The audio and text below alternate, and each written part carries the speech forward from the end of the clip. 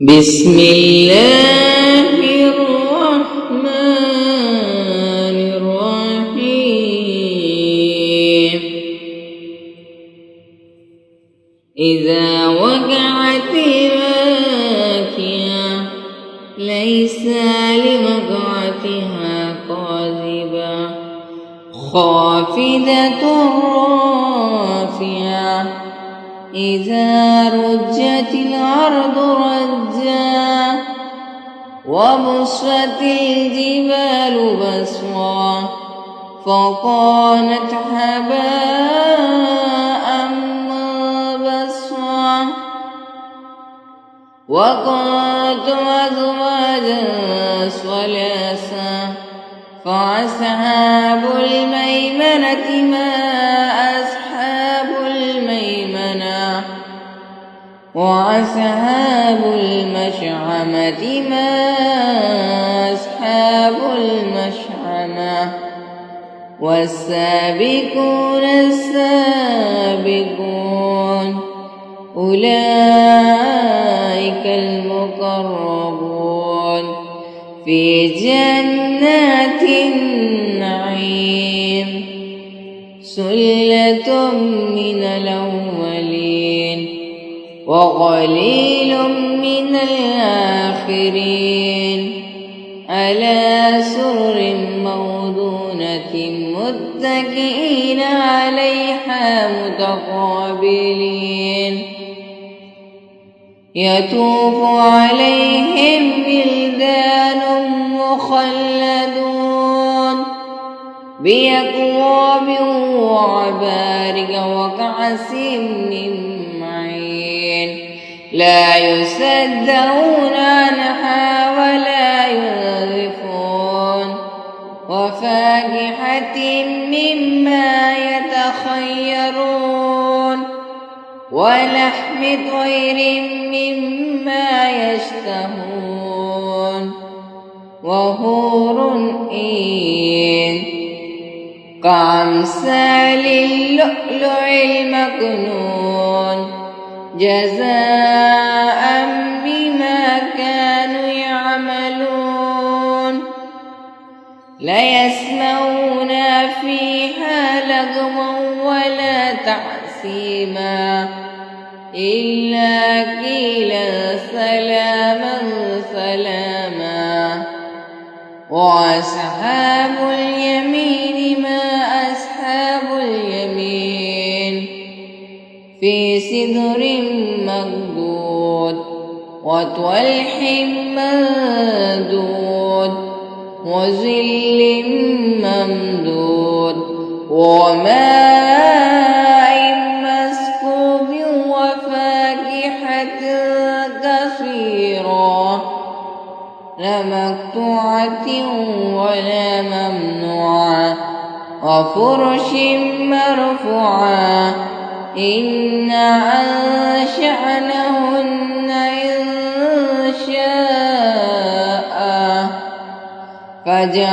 فجعلناهن بكرا عربا أترابا لأصحاب اليمين سلة من الأولين وسلة من الآخرين وأصحاب الشمال ما أصحاب الشمال في سموم وحميم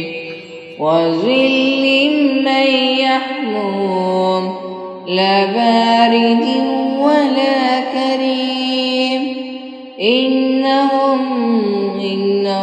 كانوا قبل ذلك مترفين وكانوا يصرون على الحنث العظيم وكانوا يقولون أئذا متنا وكنا ترابا وإذا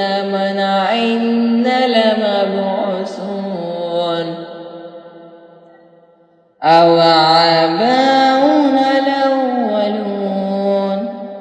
قل إن الأولين والآخرين لمجموعون إلى ميقات يوم معلوم ثم إنكم أيها الضالون المكذبون لآكلون من شجر من زقوم فمالئون منها البطون فشاربون عليه من الحميم فشاربون شرب الحميم هذا نزلهم يوم الدين نحن خلقناكم فلولا تصدقون أفرأيتم ما تمنون أأنتم تخلقون أم نحن الخالقون نحن قدرنا بينكم الموت وما نحن بمسبقين ألا أن نبدل أمثالكم ونغشيكم فيما لا تعلمون ولقد علمتم نشأة الأولى فلولا تذكرون أفرأيتم ما تحرثون أأنتم تزرعون أم نحن الزارعون لو نشاء لجعلناه طعاما فظلتم تفكهون إنا لمغرمون بل نحن محرومون أفرأيتم الماء الذي تشربون أأنتم أنزلتموه من المزن أم نحن المنزلون لو نشاء جعلناه أجاجا فلولا تشكرون أفرأيتم النار التي تورون أأنتم أنشأتم شجرتها أم نحن المنشئون نحن جعلناها تذكرة ومتاعا للمقوين فسبح باسم ربك العظيم فلا أقسم بواقع النجوم وإنه لقسم لو تعلمون عظيم إنه لقرآن كريم في كتاب مكنون يمسه إلى المطهرون تنزيل من رب العالمين أفبهذا الحديث أنتم مدحنون وتجعلون رزقكم أنكم تكذبون فلولا إذا بلغت الحلقوم وأنتم حينئذ تنظرون ونحن أقرب إليه منكم ولكن لا تبصرون فلولا إن كنتم غير مدينين ترجعونها إن كنتم صادقين فأما كان من المقربين فروحا وريحانا وجنة نعيم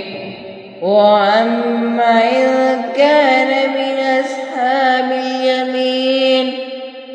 فسلام لك من أصحاب اليمين وأما إذا كان من المكذبين الضالين فنزل من حميم وتسلية الجحيم إن هذا لهو الحق اليقين فسبح باسم ربك العظيم